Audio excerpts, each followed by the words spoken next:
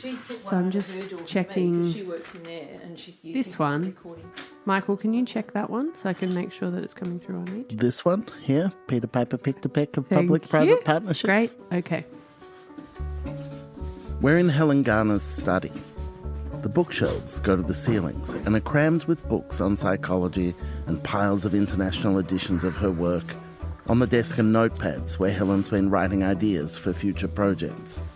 Behind the computer, she's pinned photos, cards, quotes from other writers. It feels almost too intimate to take it all in, and yet I can't help but snoop.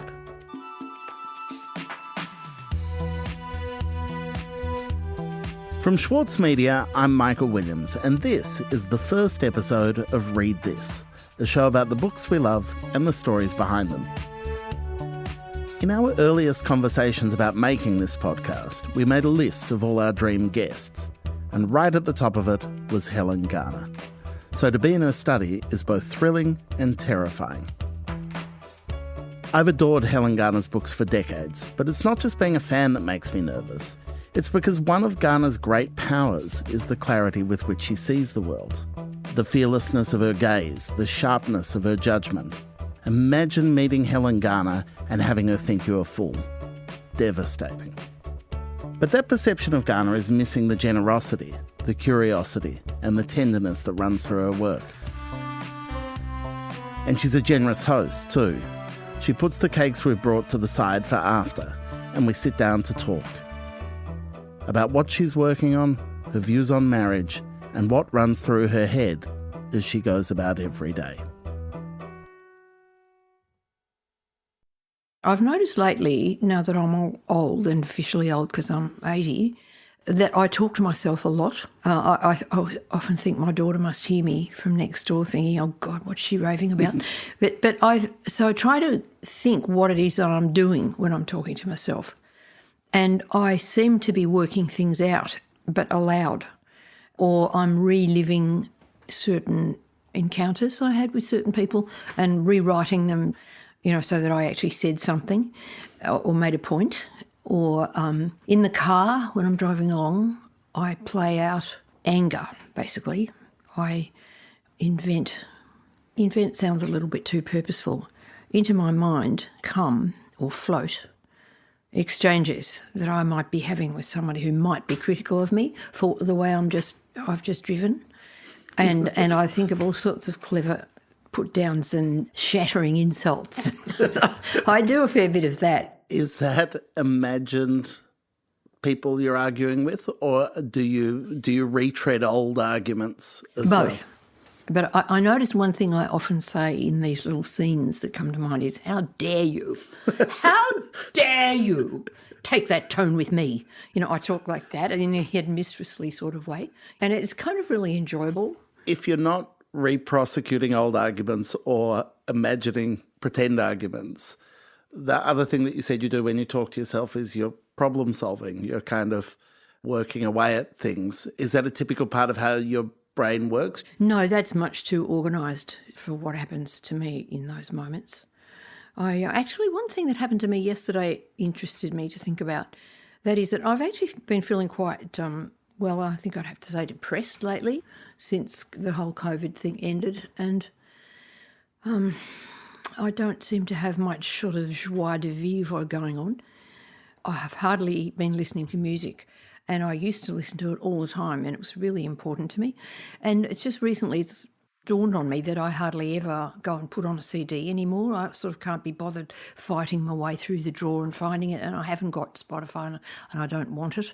And I think, well, it's almost as if music has left my life.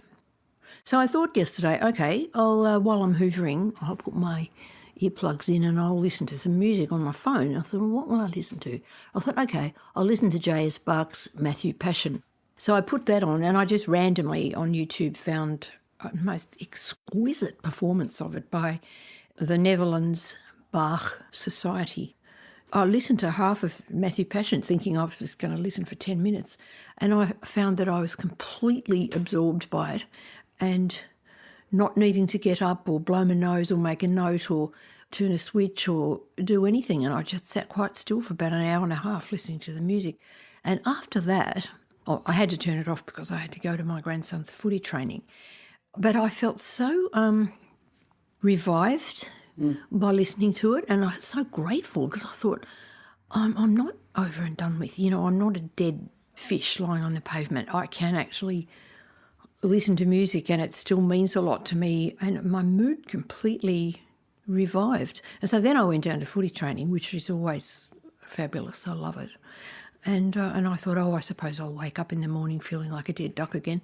But I woke up this morning thinking, wow, I'm going to jump out of bed and I'm going to do stuff. And so then I sat down and actually started writing something, which I haven't done quite a while. And when I looked up, several hours had passed. That's a very rare thing. Is stillness something that comes easily to you, the stillness you describe of listening to the music? No, it doesn't. It doesn't come easily to me. I'm always nervy and twitchy and jumping about. Sorry to interrupt. I'm noticing that there's removalists next door, and I'm wondering if you and Helen want to switch. Do you want us to swap seats? That's fine, so that if they're talking in the background, we don't have them. It's the guys delivering a fridge. No, I don't mind at all. They'll be gone in a minute. Oh, will they? Look, see that enormous fridge? Oh, They fantastic. don't know how to get it in. It's next door. Can you hear what they're saying? Yeah. Fucking hell, man. Come on, blood. No, just bang it. Just bang it through, it'll be fine. To be in Helen Garner's house and know she's been writing something new is exhilarating, but we've had to stop because of tradies coming in and out of the house next door, where her daughter and grandsons live. Living next door to her grandsons is a particular joy for Helen. She delights in things like watching them at footy training. In fact, it's this that she's been writing about. There's this whole world of boys on the cusp of being men that I find deeply fascinating and beautiful. All the boys in my grandson's team, they've all got broken voices. They sound like men and they look not quite like men, but a lot of them have got, big shoulders and they're big, strong boys. But when they come close to you while playing, you see the youth that's still there in their faces, and it's just that strange kind of magical period before they become totally men. Are they kind to one another when you watch them as a team? Like, is that a... Oh, kindness is perhaps not quite the word. I notice an enormous affection and love between them. There's a kind of joy they take in each other's mighty things that they do, and how when somebody kicks a goal, they rush to him and envelop him in enormous hugs. I actually saw one footballer kiss another one on the brow recently. I was terribly pleased to see that. See, I've only raised a girl, and I never knew much about... I had a brother, but he was much, much younger than me, and I didn't have all that much to do with him in childhood. But so now I've got these two grandsons, and I've lived with them since they were born. And so I've watched them living and growing, and I see how hard it is for boys, a different sort of hardship from girls. Seeing boys close up and sensing, I don't know if I would call it anguish in the case of these boys, where I'm sure they had certain moments of extreme unhappiness, as everybody does in the ordeal of childhood.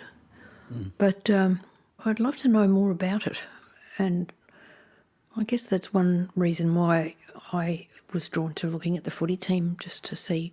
And you watch and you watch and you watch the training and you watch the matches, and you can see which kids are suffering, not just from the game, but in some kids take naturally to being in a team and it suits them, and other kids don't know how to do it, and you can see them hovering on the outside. Even if they're quite good players, they don't have that sort of bonhomie that perhaps they're hoping for. So I can take any amount of this sort of stuff. I actually love watching the training even more than watching the matches. What I love about that is that it seems your description of yourself as not being a very still person almost seems at odds with that creative process, which is finding something you're fascinated by and watching it and being patient with it. And, it sounds like there's a kind of conceptual stillness sitting watching training. Yes, well, that's a very interesting point too, because another time in my life when I've had to sit still for many, many hours is in a court and watching a trial. And sometimes I'm at training and there's nothing much happening and I'm just watching. I'm thinking, am I bored? I'm thinking, this is objectively boring, but I am not bored. And that's what I used to think in court when there were really long, boring passages of court behaviour, where lawyers were just droning on. And even those, that's when I realised that this was work I was born to do, because even when it was objectively boring, I was never bored.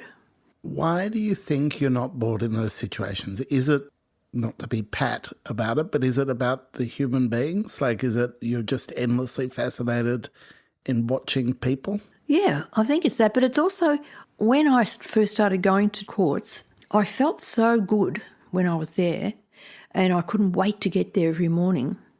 And I thought, why does this make me feel so right?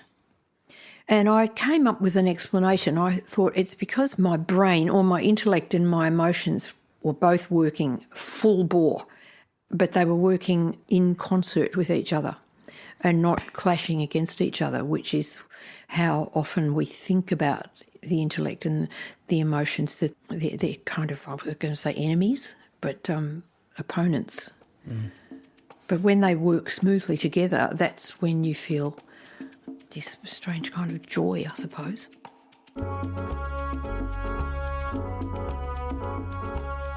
Coming up after the break, Helen tells us about the intellectual and emotional task of revisiting her old diaries and what that's shown her about marriage.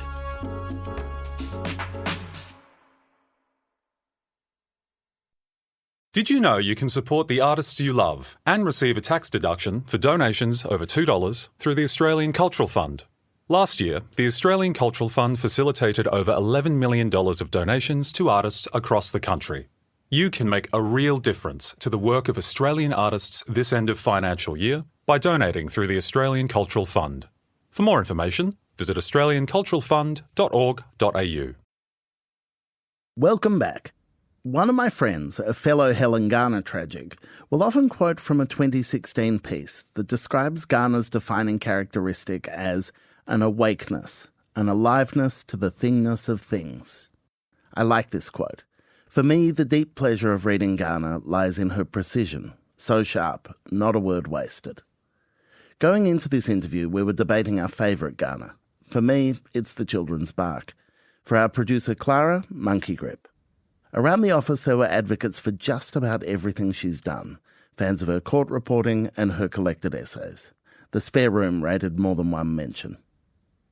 Her most recent books are 3 volumes of her diaries. They range from 1978 to 1998 and are nothing short of astonishing. The 3rd volume, How to End a Story, is as detailed and real an account of the breakdown of a marriage as you could read. Reading the diaries, you feel like you really know Helen. They're shockingly intimate. No one is spared, least of all her. So it's not surprising that her fans, of all ages, connect with her and want to write to her.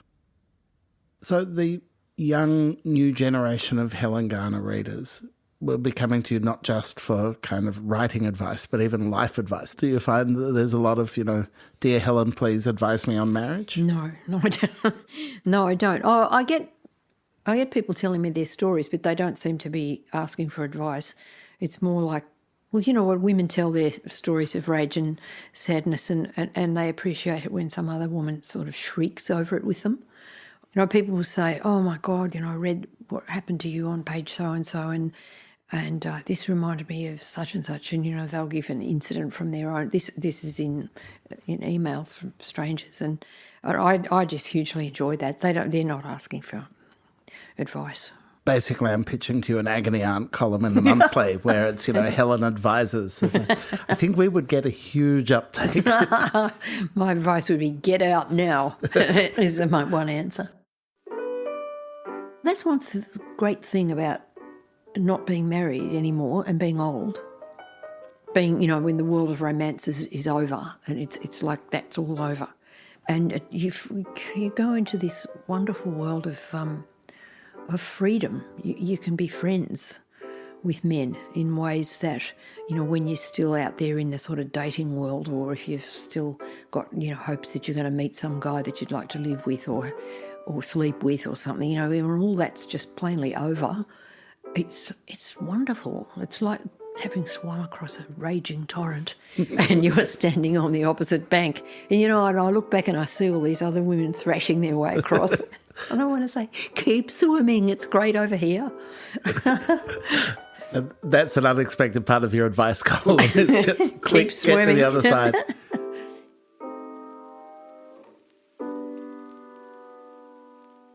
I mean, the amazing achievement that is the 3 volumes of the diaries, and the absolute privilege to read it as a reader. But for you, unearthing them, revisiting them, editing them, quite literally immersing yourself in your own past, were you surprised by finding what younger Helen, where she was, what she needed to do, her understanding of herself? Mm.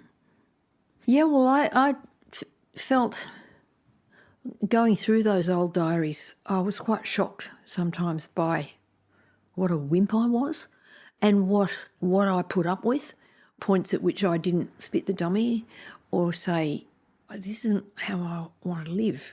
I don't want to live like this. Why am I still here? Lunig used to draw these cartoons of angels flying in the sky, and they had these little kind of fluttering nighties on and little wings on their backs, and they'd be looking down at all the human beings on the earth, kind of tearing each other apart. And the angels would have their hands up to their faces like this, and their faces would be distorted with horror as they looked down on what people were doing. And when I was doing the diaries, I thought that's what it was like to do the diaries. I couldn't change anything that was there. All I could do was just look down in horror with my nightie flapping in the breeze. It was really awful. Actually, talking about with you now, I'm thinking maybe that's one reason of being kind of depressed and low in spirits, because it takes a lot of getting over, dragging yourself through that sort of stuff. Oh, I hadn't thought of that. That's ridiculous that I hadn't thought of it. It's an extraordinary thing to go through loss, disappointment, all of that stuff to unearth it. I mean, it's... In public. In public, yeah. What a strange thing.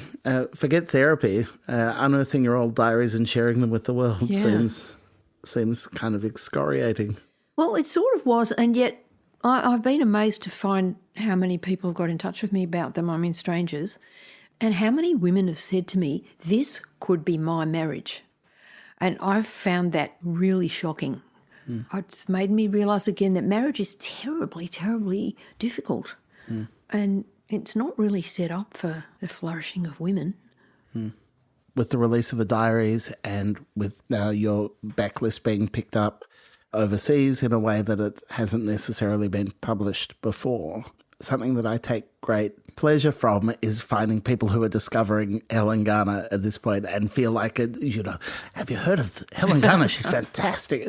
I had a colleague at an old job who, my first day, and I went in, and above her desk in her office were photos and like pictures of you from magazines and things. It was like Che Guevara, but it was you. And she was maybe 22, 23 and was just an obsessive fan. Is it strange having a different relationship with your readers? That's fantastic. Thank you for telling me that.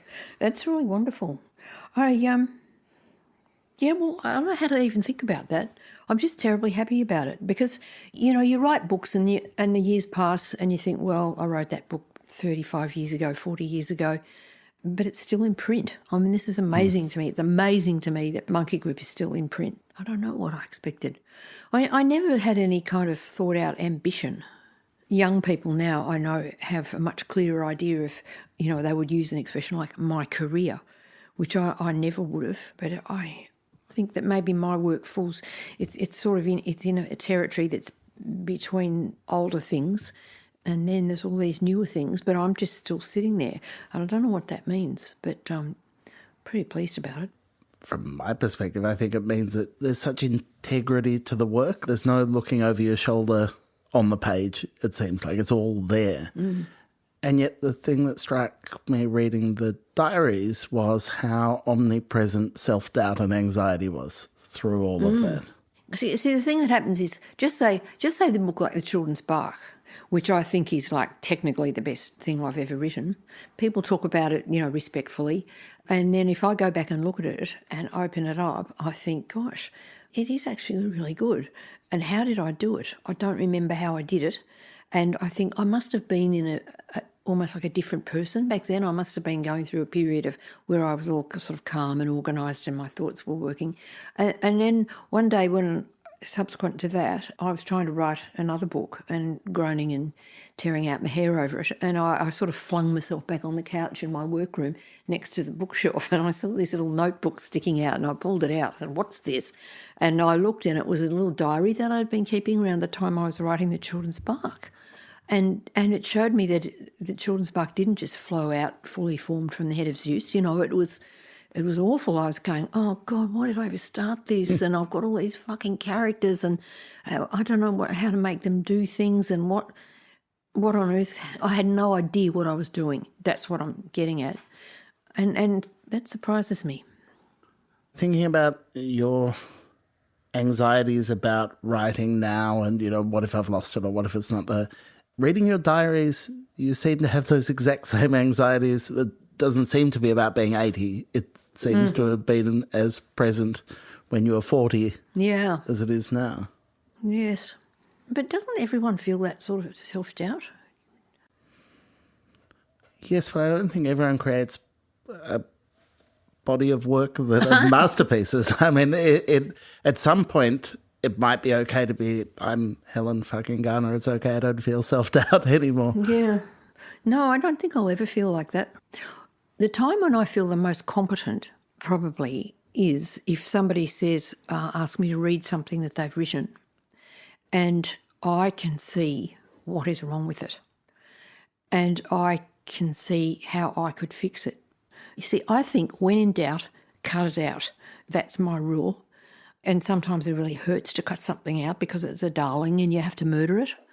But people should murder them more, that's all I'm saying. People don't want to slaughter their own work. They don't, they drag it out of their guts with pain and suffering.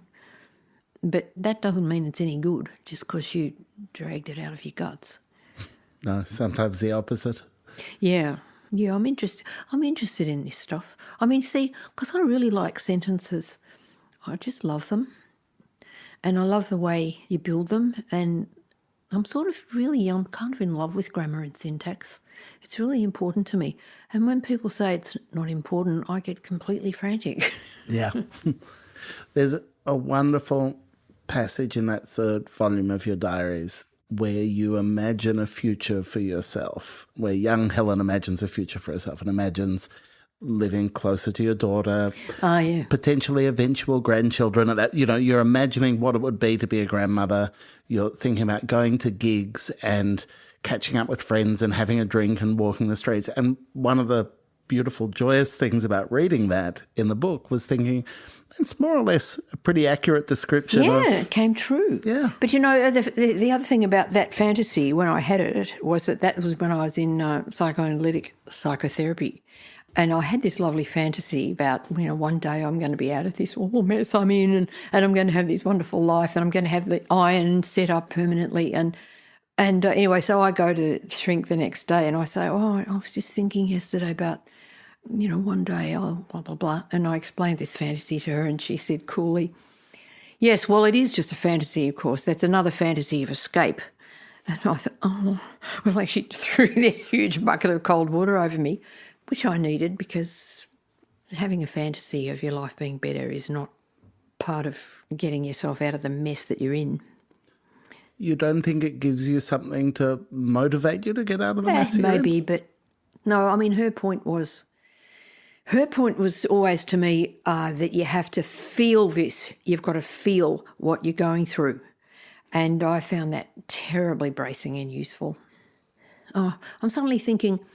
We read the book Gilgamesh in our reading group a couple of years ago, and there's a scene in Gilgamesh where he's underground. He's in some frightful dark chasm or cave, and he's thrashing his way along and he's got no idea which way is up or whether there's a hole out of which he can drag himself, and he just has to keep going and keep going and keep going.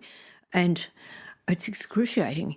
But eventually he glimpses this light, a tiny speck of light, and he thrashes his way towards it, and he finds that there's an opening, and he comes out into the air, and then the line of the poem says, "And then Gilgamesh saw the sea."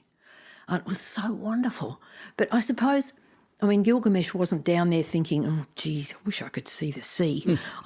One day I'm going to see the sea. He was just fighting his way through the blackness. And I sometimes think that's maybe what she was telling me I had to do. To stay right in it, and not... In the middle of the fight. Yeah. Hey, let's go and eat the cakes. Yeah. We'll just leave all this here.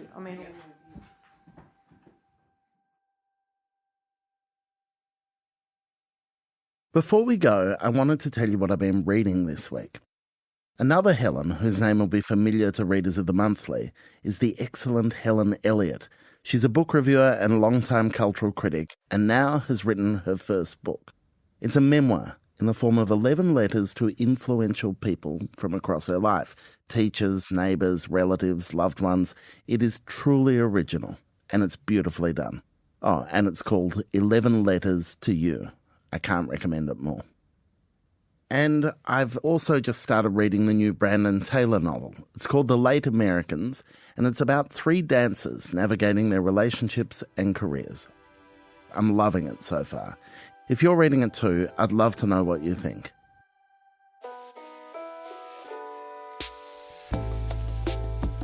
That's it for our first episode of Read This. If you enjoyed it, we'd love it if you could help us get the word out. Please rate, review, share it with the readers in your life. It'll really help a lot. We'll be back every Thursday morning with new conversations with our favourite readers and writers. And next Thursday is a cracker. We're speaking with Anna Funder about her wonderful new book, Wifedom, Mrs. Orwell's Invisible Life. We also talk about her unquenchable desire to take on the big issues through her writing. I've been wanting to look really closely at what it is to be human. And to do that, I've looked at humans in various kinds of extremists. First under, Stalinism, and then the Nazis, and now patriarchy, as my husband says. He says to me, yeah, first you take on the Stasi and the Nazis, and now patriarchy. He said, are you done? I'm like, no, I don't know, maybe, don't know. Late capitalism next. Bring it down. I'll be done when it's over, When there's no more tyranny. When it's fixed. Read This is produced by Clara Ames and edited by Sarah McVie. Mixing and original compositions by Zoltan Fetcher, and you can find a list of all the books we discussed in our show notes. Thanks for listening, and we'll see you next week.